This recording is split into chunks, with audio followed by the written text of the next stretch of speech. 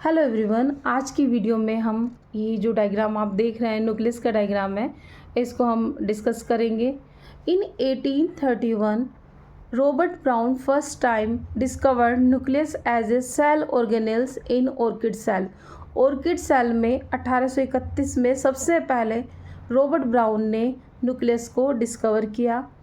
Nucleus eukaryotic cells में होते हैं, जैसे कि animal cells, plant cells, protist और फंजाई, इन सभी में न्यूक्लियस मिलते हैं। लेकिन कुछ ऐसे भी एग्जाम्पल है यूकैरियोट्स के, जैसे कि sieve cell of vascular plant and RBC of mammals.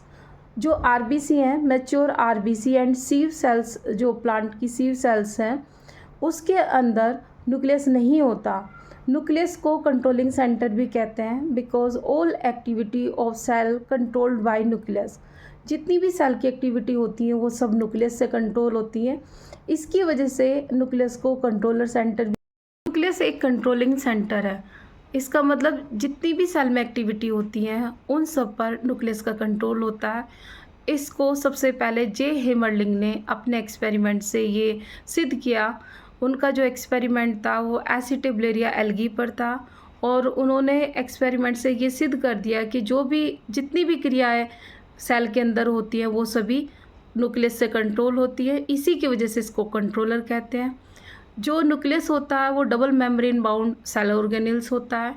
इसमें आउटर एंड इनर मेम्ब्रेन होती है जो न्यूक्लियर एनवलप बनाती है, जिसके अंदर न्यूक्लियर पोर होते हैं। इससे आगे चलते हैं इसके स्ट्रक्चर में, तो फिर न्यूक्लियोप्लाज्म होता है।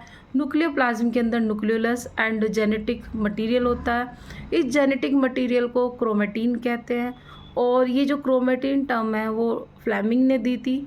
उन्होंने सबसे पहले इस जेनेटिक मटेरियल को बेसिक डाई से स्टेन किया और उसके बाद उन्होंने इसे क्रोमेटिन टर्म दी।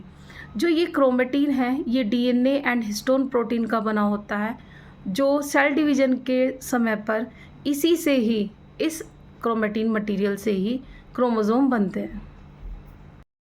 नेक्स्ट वीडियो में हम न्यूक्लियस की स्ट्रक्चर और उसके फंक्शन को डिस्कस करेंगे।